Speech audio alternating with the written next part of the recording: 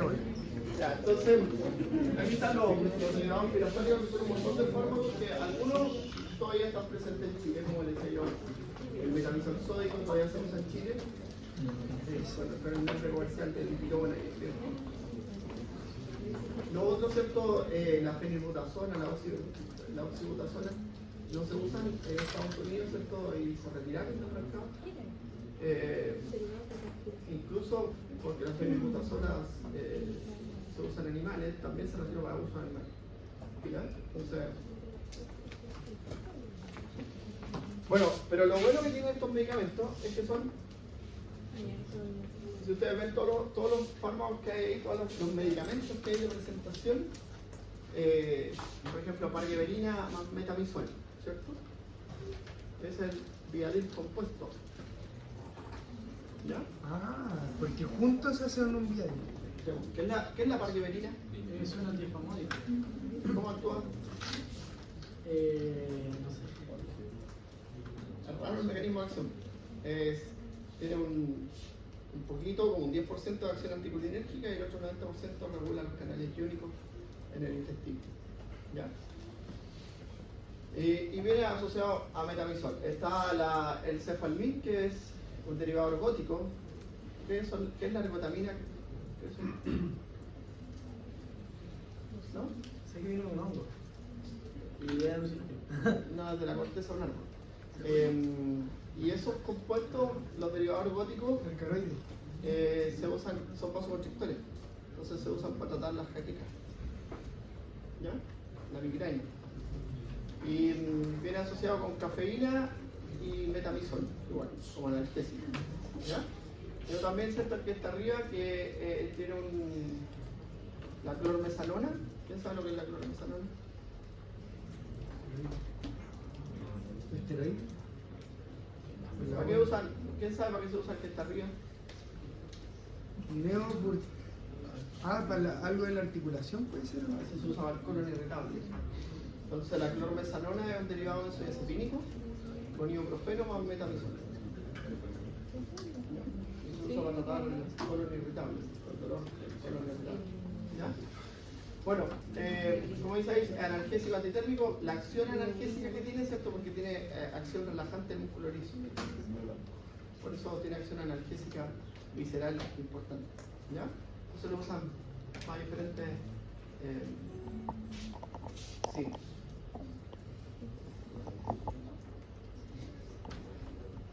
Ya, entonces, los derivados del ácido propiónico, ¿cierto? Estos son un conjunto de fármacos que no son selectivos. ¿Ya? No son selectivos. Porque los que vimos anteriormente, el paracetamol, el metamizol, tiene un mecanismo de acción distinto, pero aquí entramos en el grupo de fármacos que no son selectivos, o sea, van a inhibir tanto a la COX-1 como a la COX-2. ¿Ya? Entonces ahí está el ibuprofeno, ¿cierto? El más famoso, el ketoprofeno, el flurbiprofeno, ¿cierto? Que pertenecen a esta familia, los tres, siempre hay que reducirlo, si ustedes tienen que aprender un montón de cosas. Pero también aquí está el naproxeno, que es como... ¿Es el naproxeno sódico, Nati? A mucha gente les gusta el naproxeno como analgésico, porque tiene un buen poder analgésico. ¿Ya? Y lo otro que el naproxeno también tiene presentaciones inyectables, que actúan rápido y tienen un efecto rápido. Porque estos medicamentos, cuando los toman por la vía oral, por su pH y su pK, normalmente tardan en hacer efecto aproximadamente 1 hora. ¿Ya? Tú tomas el ibuprofeno, te hace efecto como en 1 hora. O sea, por ejemplo, cuando los niños no responden al paracetamol, en vez de darle paracetamol, le dan diclofenaco, que actúa más rápido. Y hay una presentación del diclofenaco que es como un ácido, es como un aceite. Es como un aceite naranja. Y ahí se llama diclofenaco colehistamínico, que se absorbe más rápido. ¿Ya? ¿Pero es vía oral o pinchado? Son oral. Porque para la casa. Gotitas. Ah, Bueno, no vamos a entrar en detalle con todas esas cosas que salen ahí para que usted las lea después y las estudie en su casita, ¿cierto? Las diferencias principales, ¿cierto? Son de la farmacocinética, o sea, cómo el fármaco se moviliza en el cuerpo. ¿Ya? Entonces, por ejemplo, el ibuprofeno, que sí es importante porque se comercializa todo eso, un enantiómero. ¿Ya? Entonces tiene estas isoformas. ¿Se acuerdan de eso? Una mezcla racémica. Un enantiómero. O sea, tiene tiene puntas distintas. Sí, pues y van cambiando, sí. Entonces, el bracito, el isómero S. El otro bracito, el isómero R. Sí. Y el otro, la piernita, ¿cierto? El isómero S+. ¿Cierto? Y eso, cada uno de esos extremos tiene una función. Entonces, el S+ inhibe la COX. El R- tiene acción antineutrófila. ¿Ya? Y el S+ actúa a nivel hepático. ¿Ya? Entonces, ¿por qué es importante saber esto? Porque en algunos fármacos, sobre todo en algunos que vamos a ver más adelante, cuando yo venga de nuevo a hacerles clases del sistema nervioso, hay algunos fármacos que las isoformas L o D a veces se han aislado y con eso minimizan las reacciones adversas, porque este fármaco, sus reacciones adversas son a nivel hepático. Entonces aumentan las transaminasas hepáticas en las personas que lo están tomando. Entonces,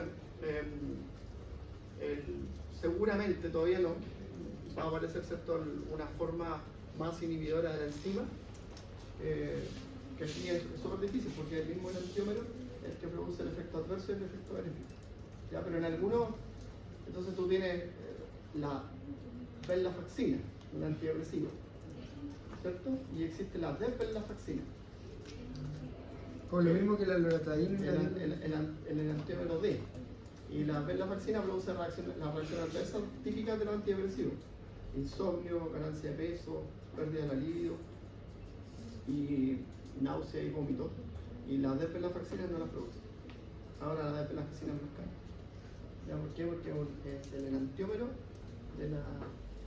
Y ahí sí que hay fármacos que son así. Entonces esto, si no lo vieron, den una miradita a los enantiómeros. ¿Pero si produce mareo? Sí, todos producen eso. Ahora hoy día, por ejemplo, hay una... Bueno, pero ahí vamos a hablar de eso. Porque hay una conducta. Cuando las personas tienen como mareo y vómitos repetidos, como que se hace una secuencia. Tú dices, tuvo en la última semana tantos episodios de... A veces estos se retiran, es como un criterio de retirar. Ya, pero ahí con el doctor Isabel intentamos algo entretenido para psicofármacos, vamos a hacerlo como que imponemos. Yo les voy a hacer los fármacos y el doctor le va a hacer la aplicación clínica de los fármacos. Entonces, por venir yo de nuevo hago los fármacos y después el doctor Isabel. Hicimos una cosa. Ahora vamos a... Ahora el doctor Isabel es top. Es buena onda, sí. Es buena onda. Tuvimos semiología psiquiátrica con él. Ya.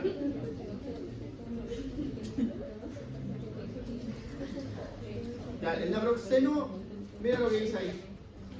Su absorción está limitada por los alimentos. Entonces, cuando un fármaco es afectado por los alimentos, ¿qué tiene que hacer usted? No comentar. ¿Una hora antes o 2 horas después? ¿Ya? Bueno, cómo se afecta es porque afecta el transporte plasmático. Entonces, es como bien difícil es como la levodopa. La levodopa que la usan los pacientes con Parkinson se afecta con los alimentos hiperproteicos. Entonces es bien difícil hoy día, ¿cierto?, separar los alimentos que tienen mayor porcentaje de proteínas, que tienen mayor porcentaje de carbohidratos, ¿cierto? Entonces igual que la levodopa se afecta con los alimentos hiperproteicos. Usted quiere especificar el alimento. ¿Por qué en el mercado lo suman con la Naproxeno sódico porque eso mejora la absorción. Las formas químicas mejoran la absorción. Y lo otro también se vehiculiza como sal.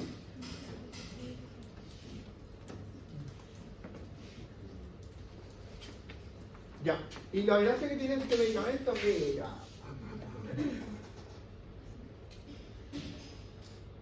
el tiempo de acción es mucho más prolongado, ¿cierto?, que los otros medicamentos. Entonces se usa normalmente cada 12 horas. ¿Ya? Entonces el ibuprofeno se usa Cada 8. cada 8. ¿Ya? Por eso que la diferencia entre ellos eran farmacocinéticos. Ya, y el ketoprofeno, ¿cierto? El ketoprofeno es un buen analgésico, tiene una ventaja adicional a lo otro, es que tiene este efecto estabilizador de la membrana lisosómica que hace que el proceso inflamatorio se circunscriba aún más. ¿Por qué? Porque cuando se produce el proceso de inflamación, vienen las células que se dañan y liberan sus componentes, y esos componentes destruyen la matriz extracelular y como que amplifican un poco el proceso del daño. Entonces el ketorofeno tiene esa ventaja, ¿ya? Es buen analgésico para patologías musculoesqueléticas, ¿ya? Y hay dos presentaciones del ketorofeno, una presentación de liberación regular, ¿cierto? Y la presentación de liberación retardada. La presentación de liberación retardada es una cápsula que tiene cambio. Y la gracia que tiene es que tú lo puedes tomar una vez al día. El otro se toma 2 veces al día. Entonces, como el objetivo es optimizar la terapia, se modifica de esa forma. ¿Ya? Y ahí está el flurbiprofeno, que una de las gracias es que tiene el flurbiprofeno, tiene 2 gracias del flurbiprofeno, que es un parche transdérmico, ¿ya? Que se puede administrar. Hay un viejito saltando, que permite una toma al día, ¿ya? O sea, se pueden administrar una vez al día. Y lo otro, que el flurbiprofeno está en presentaciones. Del ojo. Y eso no habíamos visto. No habíamos visto un aire que se pudiese administrar en el ojo, ¿ya? Entonces está como un colillo en la forma farmacéutica de los fármacos que se administran en el ojo, ¿cierto? Entonces tiene su ventaja. ¿Por qué? Si yo le administro un fármaco, ¿llega al ojo? No, porque tiene zona solo dominante de distribución. Porque acuérdense que la última capa vascular del ojo es la coroide. Y las lesiones normalmente en el ojo ocurren en las capas avasculares. Sí. La esclerótica, la conjuntiva. ¿Cierto? Y esas zonas normalmente son avasculares. Reciben su irrigación por difusión y reciben el oxígeno por difusión desde el aire y desde los vasos sanguíneos, así que no son tejidos que no necesitan oxígeno, pero es difícil que un medicamento llegue hasta allí.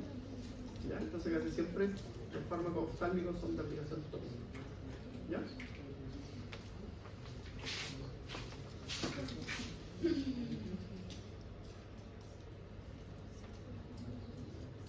Y ahí está lo mismo, ¿cierto? Del anterior, ¿cierto? También puede ir la migración de células, todo proceso inflamatorio, siempre.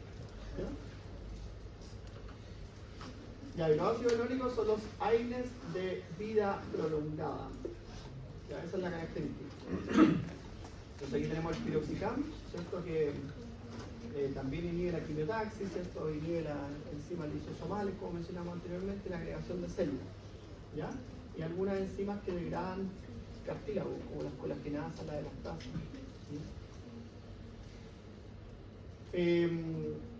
Tiene recirculación enteropática, ¿qué es eso?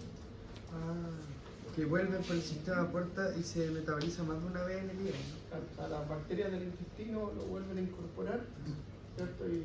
Y eso hace que la vida media sea mayor. 50 horas. Si la vida media es de 50 horas, ¿cada cuánto se toma? Cada mínimo 3 días. Porque además de la hipersensibilidad hay otra razón por la que ya no se ocupe. No sé si se ocupa, si lo venden, pues no tiene. O sea, pero porque a mí al menos bueno. me dijo que intentar no recetar nunca piroxicam. Claro, pero más bien por la reacción de La reacción sensibilidad, adversa, sí. que es bien frecuente. Eso le dijo usted Porque que si era el paciente ya tomó piroxicam antes y no le pasó nada, no hay problema con el Y prescriptor. lo que te pasa es que empiezas como a estornudar más de la cuenta, es como una reacción inicial leve, y la segunda ya es un poquito más intensa. Está como con todo el móvil. cada un día, ¿o no? Cada día. Ya las 5 vías medias, pero esta es la semivida. ¿Qué es lo que es la semivida? La vida media. No, no es lo mismo. O sea, semivida La es semivida la es mitad de el una tiempo vida. en que tarda en eliminarse el 50% de la concentración del Sí, fármaco. lo que Y se la llama vida media es el tiempo en que tarda en lograrse el 50% de la concentración plasmática. Es distinto. Eso es la semivida de eliminación y se me confunde. Entonces esto es 50 horas va a estar en tu cuerpo, o sea, tú lo vas a encontrar en tu cuerpo hasta 5 días después. Claro. ¿Ya? Entonces toma una del día. Pero lo otro, ¿cierto? Es la vida, los medicamentos normalmente se prescriben cada 5 vidas medias. ¿Ya? O sea, si la vida media es 2 horas, tú lo das cada 8 horas.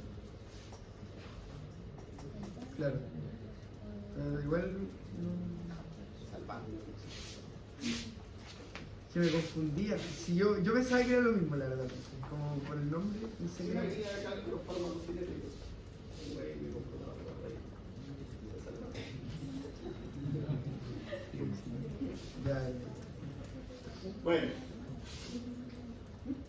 Ya, hablamos de esto. Entonces este medicamento, ¿cierto? La importante que tiene, ¿cierto? Esta reacción inmunogénica, que es más importante. Sí, pero profe, no entiendo por qué si es que tuviese artritis reumatoide, que es una enfermedad autoinmune, se trataría con un medicamento inmunogénico.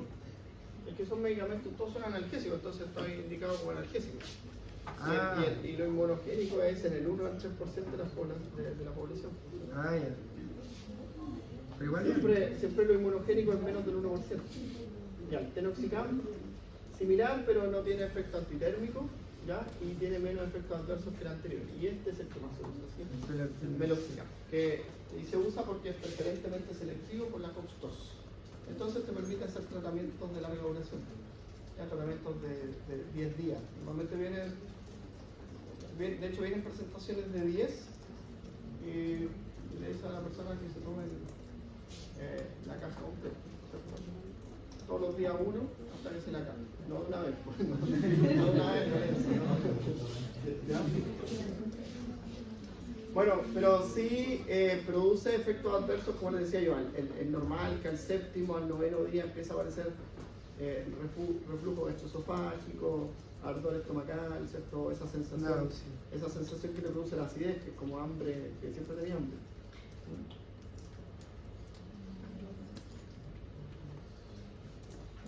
Ya, y aquí los derivados del ácido antralínico, donde está el ácido glufenámico, ¿ya? Que es un buen analgésico visceral. ¿Ya? Y lo usan siempre para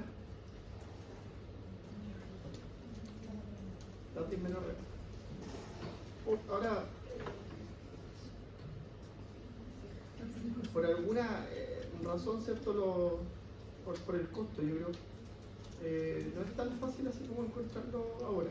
Hubo un tiempo que estaba así como muy comercializado y ahora como que cuesta encontrarlo. ¿Sí?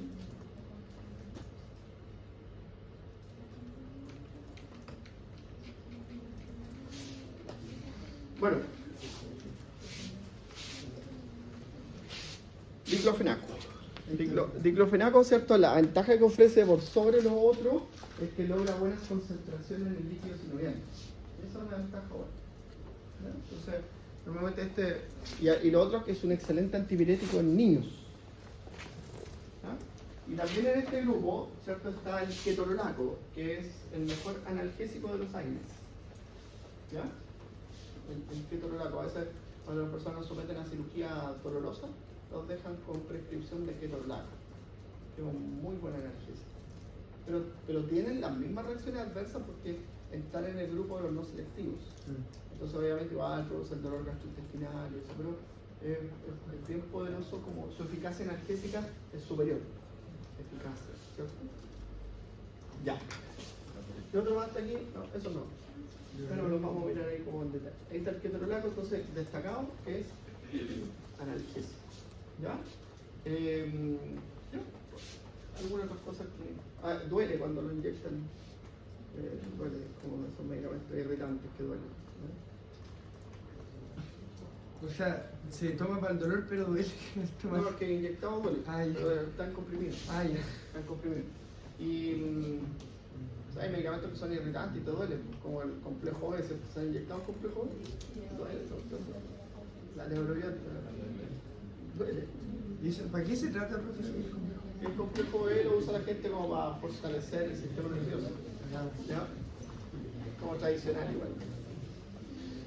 Los pacientes, algunos se ponen neurobiótica cuando inicia el invierno.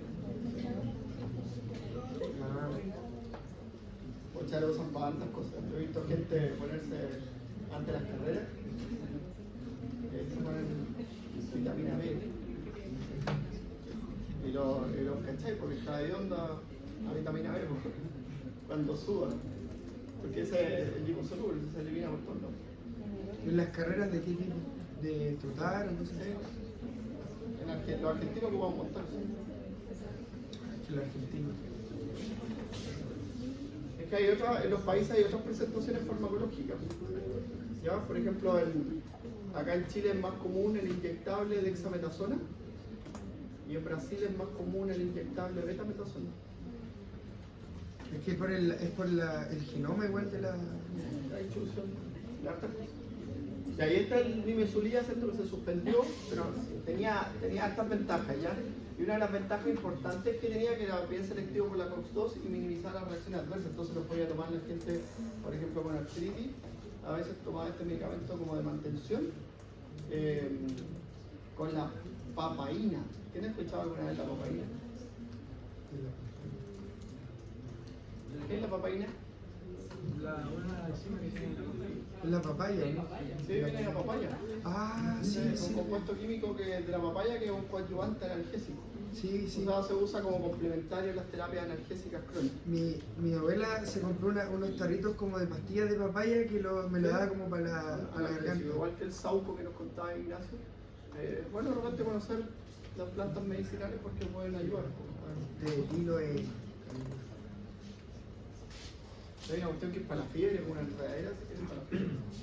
Y bueno, y la hiedra, porque de ahí viene el hiedra helix, que es la pila, que es el especial. El boldo, que es para favorecer el flujo biliar. Y eso. Ya. La agüita de boldo, eso.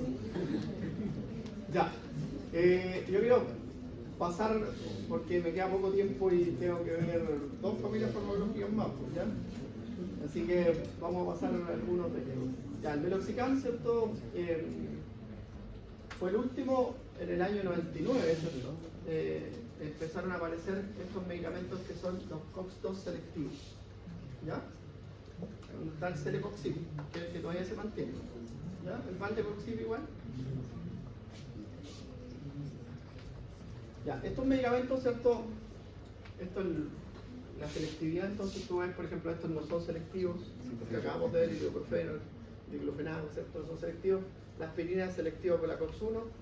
Altamente selectivo el meloxicam, ¿cierto? También el diclofenaco y el etodolaco se consideran como el piroxicam, como medianamente selectivos, pero no son selectivos. De aquí para acá ninguno es selectivo. Estos son los selectivos, ¿cierto? Pero el problema es esto. O sea, una por otra, disminuyen el riesgo gastrointestinal, pero incrementan el riesgo cardiovascular en pacientes con riesgo cardiovascular. por lo que había dicho usted. Entonces, por ahí en una de las preguntas que seguramente tienen, no sé, yo ya no tengo, en una prueba le dice un paciente con dolor, tiene dentro de sus antecedentes, sufrió un infarto hace 5 años, ¿qué medicamento no le prescribiría? Celecoxib. Celecoxib. Listo, póngala, profe. No, porque ni la tengo. Ya, y esto se estima con un ratio, ¿cierto? Una relación de inhibición de la COX-2 y la COX-1. Ya, aquí y aquí abajo, ¿cierto? Están los COX-2, ¿se dan cuenta? Que son selectivos, pero también pueden inhibir a la otra, a la isoforma, ¿ya? Pero son selectivos. Pero el lago entonces es muy poco selectivo. Es poco selectivo, muy poco selectivo. Este es muy poco selectivo y este es muy selectivo. ¿Ya? ¿Me entiendes? Sí, sí, sí. Ya. Entonces, mira, aquí está, por ejemplo, este es el ensayo clínico que reveló la eficacia de estos medicamentos. ¿Cierto? Y aquí está la probabilidad de complicaciones por úlcera, 0,15%. Nada. Sintomatología asociada a úlcera, 0,18%. Y la presencia de úlcera endoscópica, 4,3%. Pero eso es por uso repetido y irritación del fármaco.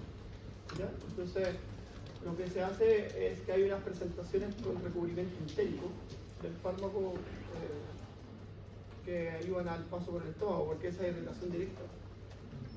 Parece que los medicamentos también producen irritación directa a la mucosa, pero no es porque eviten los mecanismos protectores de la mucosa. ¿Ya? Bueno. ¿Por qué es importante esto? Todavía no lo vemos. Es que esta clase la hacía antes, yo después.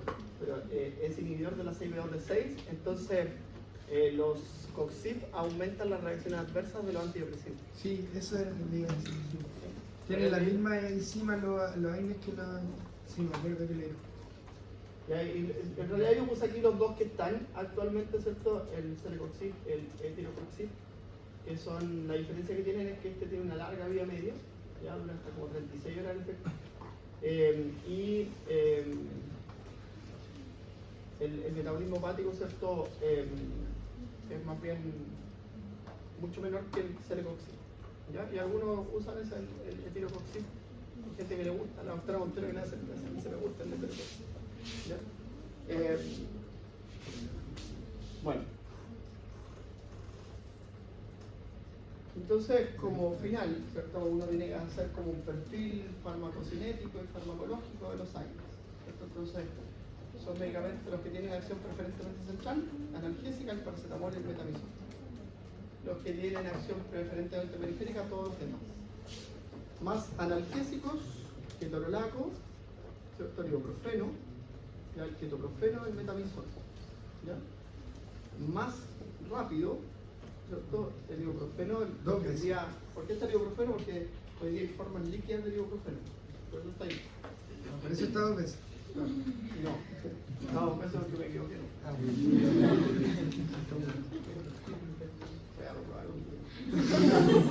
ya, pero ¿qué una broma? Estaba preguntando.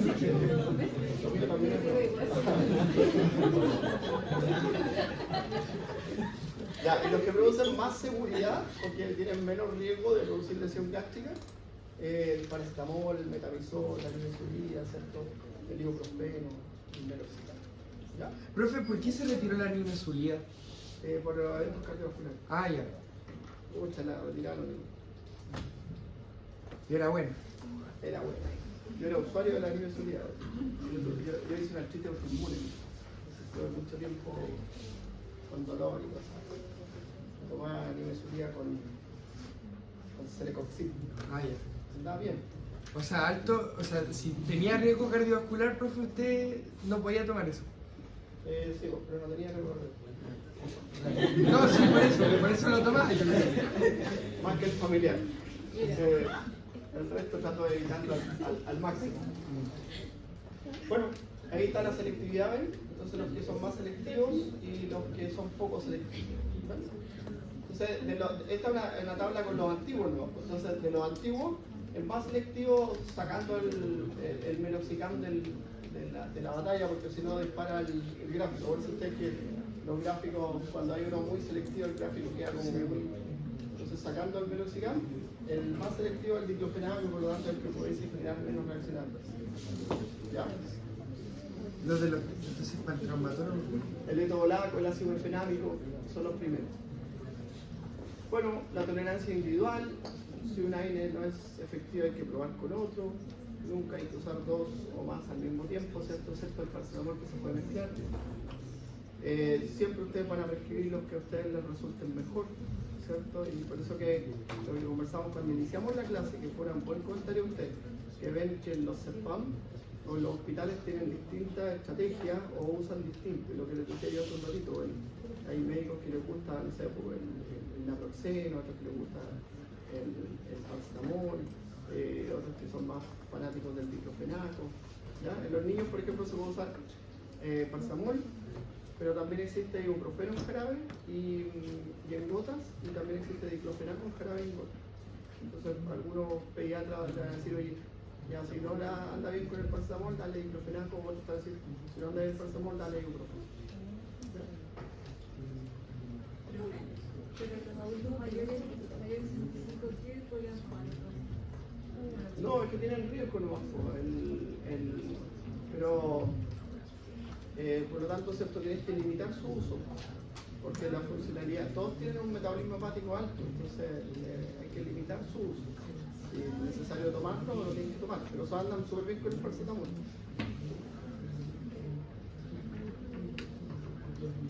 Y estas son las características farmacocinéticas, que es como el tan. Pero si ustedes ven, por ejemplo, ¿a dónde estaban los que tenían larga vida media? Para que recuerden. Entonces tú dices, ¿Y el oxicano? ahí está la vida media. Oh. Eso es vida media. ¿Ya? No semivida. En la semivía eliminada. Ya.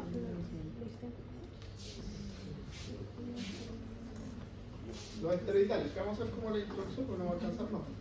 Ya a las 12 tengo una reunión, así que a las 12 los esteroidales son fármacos que imitan, pero la introducción es lo más importante, porque los fármacos los conocemos todos. Todos conocen los antiinflamatorios esteroidales o los llamados corticoides.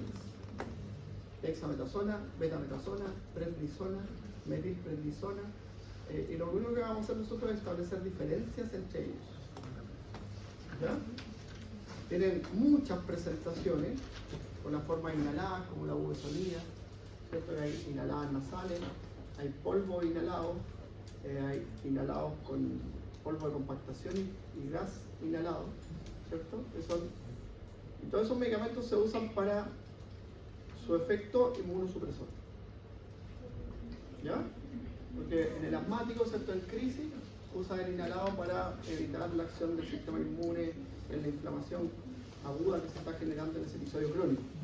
Porque los bronquios de los asmáticos tienen una limitancia en la respuesta, entonces una inflamación puede producir un colapso bronquial. ¿Ya? El bronquio asmático ya está remodelado. Ustedes vieron el respiratorio con la profe Karen y con el profe Ignacio. El bronquio tiene una entidad fisiopatológica que se llama hiperreactividad bronquial. Un bronquio hiperreactivo. Entonces, frente a un evento, se puede generar un colapso bronquial. Por eso que los tratan rápidamente con corticoides inhalados para evitar. ¿Ya? Las complicaciones son las propias del mecanismo de acción. Ya, por ejemplo, tú los corticoides, donde lo uses, disminuyen la inmunidad innata del tejido. Entonces, por ejemplo, lo inhalado, sea polvo, sea inhalado, las recomendaciones después que lo use, usted le dice al paciente, lávese los dientes profusamente por un buen rato, ¿ya? Y la lengua, porque le pueden producir candidiasis bucofaringe. Y eso es provocado por una baja de inmunosupresión. porque los hongos son... No es un hongo. candidiasis. La cándida es una levadura. Ah, pero es Si un... no estuviese haciendo agente infeccioso, no lo habría retado. No, es que todavía no hemos visto bien eso, pero sí que... Entonces, baja la inmunidad innata por el solo hecho de impactar en la mucosa oral y la mucosa faríngea. Entonces, eso genera cierto que la cándida, que está en todas partes, Sí, es un agente oportuno que claro, actúe como oportunista y genere una reacción adversa que se llama candidiasis bucofaringe. Cuando está en la piel, cuando lo usa en la piel, lo que puede producir, ¿cierto?, es un adelgazamiento de la piel. Y ese adelgazamiento de la piel, ¿cierto?, que resulta de bloquear los mecanismos de división celular, ¿cierto?, y de regeneración. Termina, ¿cierto?, en heridas posteriores y también facilita, ¿cierto?, el ingreso de oportunistas, infecciones cuando lo usa la gente muy repetitivamente. Entonces el dermatólogo normalmente les dice que les da un preparado que tiene una acción más a largo plazo, ¿cierto? Un preparado que los dermatólogos son súper buenos para mandar a hacer estos recetarios magistrales, que mandan a la farmacia a construir un medicamento, ¿cierto? Y que son unas cremitas que tienen un efecto más a largo plazo, pero en el episodio agudo le dan corticoides, pomada de corticoides. ¿Ya? Y ahí las que actúan más rápido es la mometasona. ¿Ya? Por eso a veces a uno le dan mometasona y le dice, y también es mejor en niños la mometasona porque minimiza estas reacciones adversas locales que pueden tener. ¿Ya? Pero la pomada más famosa es la betametasona. También hay hidrocortisona en pomada. Ahora, la diferencia entre la hidrocortisona y la betametasona es que la hidrocortisona actúa rápido pero por poco tiempo. Porque la hidrocortisona es un corticoide de acción corta.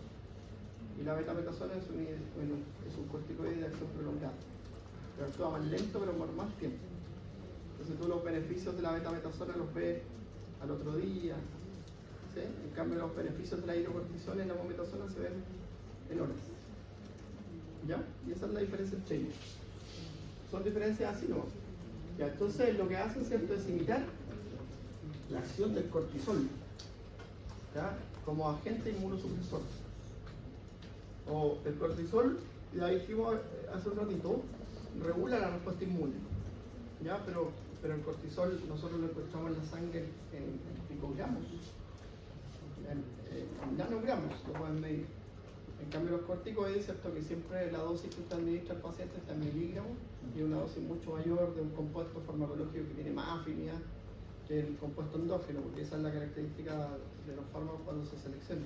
Siempre son compuestos químicos que tienen más afinidad que el compuesto endógeno y tienen más vida media que el compuesto endógeno y obviamente se da una dosis mayor que el compuesto endógeno. Por eso el efecto que resulta es la inmunosupresión. ¿Ya? Ahora, al conocer esto, ¿cierto?, que es fisiología, usted también, ¿cierto?, puede entender la reacción adversa principal que producen los corticosteroides, que es la supresión corticoadrenal, ¿ya?, que puede ir desde meses a años. Una persona que toma prednisona y que no se la prescribió un médico, porque el médico sabe cómo prescribirla. Entonces usted va a saber aquí, ahora cuando veamos esta clase, cómo se prescriben. Para evitar esta reacción, que es la supresión corticoadrenal, o el catching, ¿cierto?, que es el exceso de cortisol, está en riesgo de desarrollar una supresión corticoadrenal y tiene que después suplementarse con el fármaco por mucho tiempo y hacer pruebas. La prueba de supresión con dexametasona, ¿la conocen? ¿Han escuchado alguna? ¿No han visto la endocrino? No han visto la endocrino, porque todavía el doctor Saldaña no la hace. Entonces, ahí cuando tengan clases con el doctor Saldaña, que es el endocrinólogo que se incorporó a la escuela, les va a hacer clases de patología. Viene después de la... No, después vienen con el doctor Molina y después viene el doctor Saldaña. Después de la doctora Carvalho viene el doctor Molina, que es gastroenterólogo. Y ahí van a ver, ¿cierto?, hay una prueba que se utiliza para diagnosticar el catching o el Addison, que es lo contrario, que es la prueba de supresión con dexametasona. Dexametasona y ver si bajan los niveles de... Y si no es porque no está produciendo cortisol. Ya, entonces es bien importante el uso porque es una hormona finalmente y todas las hormonas tienen ese efecto. Si yo inyecto testosterona, se produce lo mismo, sí, lo mismo de... Porque los testículos dejan de producir testosterona. Si yo me inyecto hormona del crecimiento, el eje hipotálamo hipofisario deja de producir hormona del crecimiento. Y se produce una alteración, porque uno dice, oye, yo soy grande y no necesito hormona del crecimiento. Sí, necesito hormona del crecimiento. Porque no solamente tiene efecto para crecer, sino tiene otras cosas. El efecto de reparación, la hormona del crecimiento y el lentece el envejecimiento. Entonces, ¿ya? Así que no vamos a andar poniendo hormonas. ¿Ya? Los famosos ciclos. ¿Ah? Sí, por más que...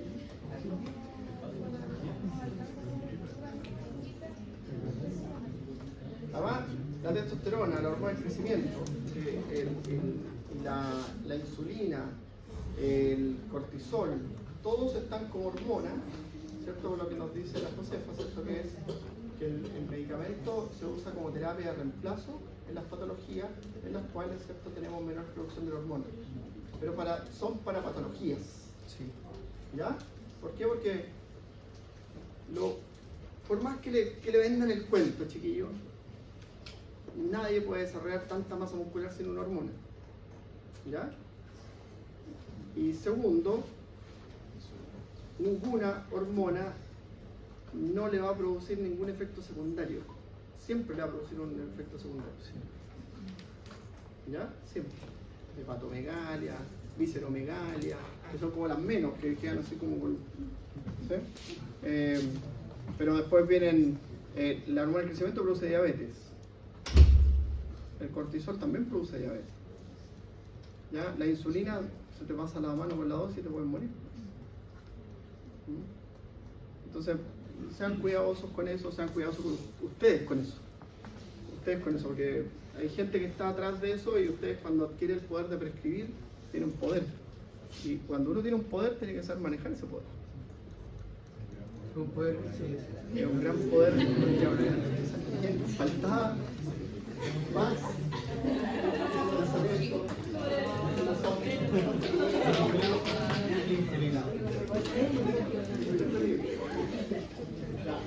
No, eso es súper importante, súper importante. Bueno, hoy día está regulado, parece eso, la prescripción de, no sé si en humanos, pero al menos en la medicina veterinaria está regulada la prescripción de hormonas. ¿Ya? Uno tiene que sacar un permiso en el SAC y te controlan y es un lío, así es como que vayas a comprarte, que a la receta, tu carnet, tu permiso, y te venden la dosis, y después te llaman para preguntarte si ocupaste la dosis y te dicen ya, mándame entonces las prescripciones y tenés que mandar la receta porque cada vez que si yo le pongo a un ternero, ponte tú, le dice ya le administré un pellet a 50 terneros y se lo deja el propietario. Y el propietario tiene eso es regulado, imagínate, pero ¿por qué es regulado? Por esto que estamos conversando. Y tú mandáis tu copia y el propietario tiene su copia. Entonces el SAC le pregunta a los dos y lo pone ahí. Porque a los animales se les pone hormonas para que engorden más rápido. ¿Ya? Sí. Y también hay un periodo de limpieza, así que no es cierto que el músculo tiene hormonas. ¿Ya? No sé. Bueno, así que tengan cuidado con eso porque cuando adquieren ese poder de la prescripción hay gente que se les va a acercar y les va a decir, oye, yo te puedo. O también a veces ustedes mismos. Yo de repente le decía antes lo de los ciclos, que una vez, lamentablemente, una vez me escuché con un médico que le había hecho clase yo y me dice, sí, profe, me estoy haciendo meses. Pero me voy a meter un ciclo, ¿no? Y ahí voy a tener los brazos más grandes. Ya, tengan cuidado con eso porque es peligrosísimo. Y todas las hormonas conllevan una enfermedad. Ya, el efecto antiinflamatorio, ¿cierto? Es cuando imitan el efecto glucocorticoide. ¿Ya? O sea, cuando son capaces de estimular al receptor tipo 2. ¿Ya? ¿Por qué? Porque van a ver ustedes, o si ya no lo vieron, la espironolactona, ¿la vieron? ¿Qué es lo que es la espironolactona? Es un diurético. Es un diurético que antagoniza la acción de la aldosterona. Entonces ese inhibe al receptor tipo 1. ¿Ya? Ahora, muchos fármacos de estos tienen efecto sobre el receptor tipo 1. Entonces, cuando tienen efecto sobre el receptor tipo 1, tienen efecto mineralocorticoide. Entonces, ¿qué es lo que hacen? Aumentan la presión arterial. ¿Y con qué tienen que tener cuidado con eso? Con los hipertensos. ¿Ya? Entonces, para los hipertensos, por ejemplo, no se prescribe prednisona, que es el medicamento que tiene efecto mineralocorticoide. Se prescribe la metilprednisona, que no tiene efecto mineralocorticoide. ¿Y por un metil, no? Y 15 lucas más. ¿Ah? Y 15 lucas más. Sí, pero igual, como químicamente hablando, profe, con un metil cambia todo eso. Cambia todo. Oye, es impresionante. Yo en unas clases de fármacos mostraba una profe que le mueven un carbono. ¿Se acuerdan de Los isómeros, sí. Los carbonos para arriba, los oxígenos para abajo? ¿Sí? Le mueven el carbono para abajo, Arriba, para abajo, y ya no tiene reacción atrás. Sí. Hay un medicamento que lo van a ver, la bupivacaína, una anestésico local. Existe la levobupivacaína, que no tiene, la bupivacaína tiene un riesgo que puede producir cardiotoxicidad y neurotoxicidad. Entonces la otra no tiene el efecto. No, bizarro. Y en la lidocaína hay uno que se llama astracaína, que también le mueven un átomo y es más liposoluble. Entonces la astracaína la usan los dentistas cuando hacen tratamientos de conducto porque llega hasta la raíz del diente. La lidocaína a veces no llega a la raíz del diente y todavía el tratamiento de conducto. Ya. Eso lo aprendí del profe Roy. Hace clases de anestésicos locales, de buenas clases de anestésicos locales con los dentistas. Ya, entonces hay que aprender esto también, por acordarse que el cortisol se produce en un pico, en la mañana. Entonces, la administración de corticoides y la prescripción correcta es que se lo tomen en la mañana. Ya, eso hay un área de la farmacología que se llama cronofarmacología, que determina el periodo del día en que es más óptimo tomar un medicamento y que tiene mejores beneficios. ¿Ya? Por ejemplo, los antihipertensivos, hay hartos estudios de esos que algunos se toman en la noche y otros se toman en la mañana. Yo no me acuerdo cuáles. Pero bueno, los corticoides, ¿cierto? Principalmente como una buena estrategia de prescripción es que lo tomen en la mañana. Entonces de esa forma la curva sube junto con la curva fisiológica y cae junto con la curva fisiológica. ¿Ya? Porque aquí tú tienes que buscar estrategias como médico para evitar la supresión corticoadrenal. ¿Ya? La otra estrategia es que hay otra estrategia. Obviamente esta curva la tenemos todos los días, ¿cierto? Sí. Ya, entonces la otra estrategia es administrar fármacos de duración intermedia, ¿cierto? Con días alternantes. Entonces lo usan 5 días, 2 días de descanso, o lo usan un día, después el fármaco dura 36 horas y lo toman cada 2 días. Entonces dejan 1 hora para que el sistema regule su producción. ¿Ya? Esas son cosas que ustedes van a saber, porque ustedes saben. ¿Ya? Bueno, con el doctor Castillo tenemos un taller de corticoides. ¿Ya? Bueno, puede producir en su uso crónico un estado de resistencia a la acción de la insulina. ¿Ya?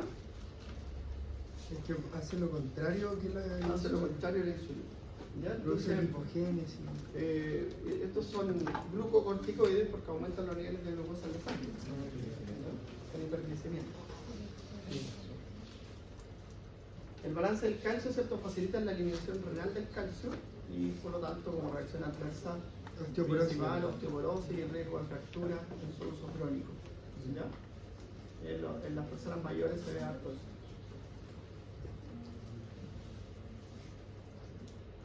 O sea, profe, ahí dice, en la anterior decía, aumenta la movilidad de calcio y de fosfato de los huesos. ¿Tiene que ver algo con la vitamina D?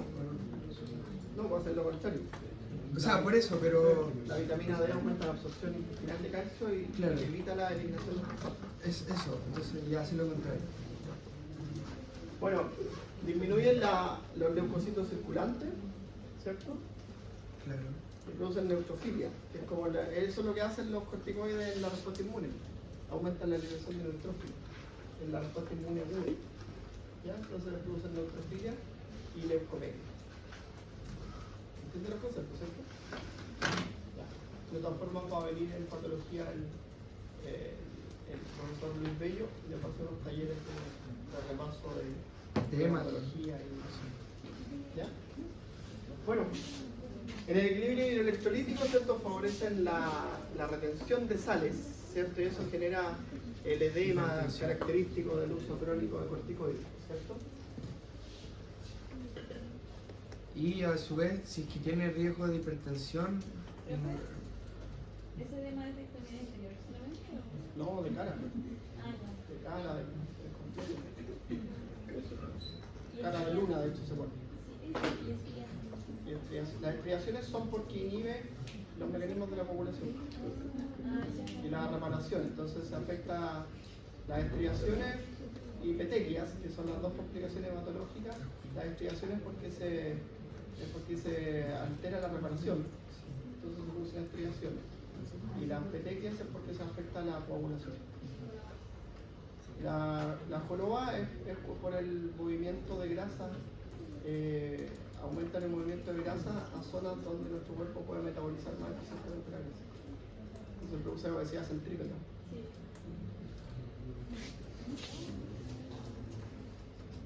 Ya, ahora genera un feedback negativo, ¿cierto? Del eje, pero también afecta a otras hormonas, disminuye la producción de GNRH, entonces puede producir infertilidad, disminuye la producción de TSH, entonces puede producir hipotiroidismo, ¿cierto?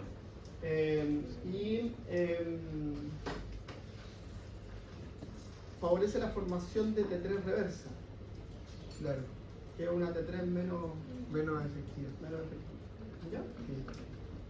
Ahora, en el sistema nervioso central te puede dejar muy tranquilo o te puede producir euforia, que eso hay gente que es como súper sensible a eso.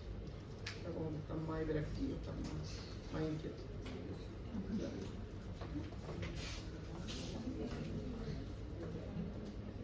Bueno, el mecanismo de acción, ¿cierto?, es reducir la inflamación desde el origen de la cascada, pero esto se ha actualizado un poco, ¿ah? No está ahí, pues no lo actualicé.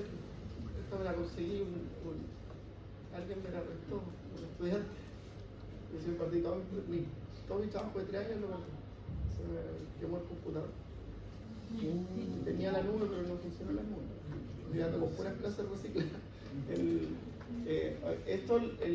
mecanismo de acción es inhibe el factor transcriptor NF-kappa beta. ¿Conocen eso? Sí. Que ha visto con Chávez, ama el NF-kappa beta. Sí, lo hablaba mucho. NF-kappa beta es un transcriptor que lo que hace es favorecer la síntesis de citoquinas. Sí. Entonces el cortisol inhibe a NF-kappa beta. Entonces disminuye toda forma de citoquinas que regulan la inflamación y que regulan la inmunidad innata y la inmunidad adquirida. Por eso es tan buen inmunosupresor. ¿Ya? Ya me tengo que ir. Me dedican una hora, pero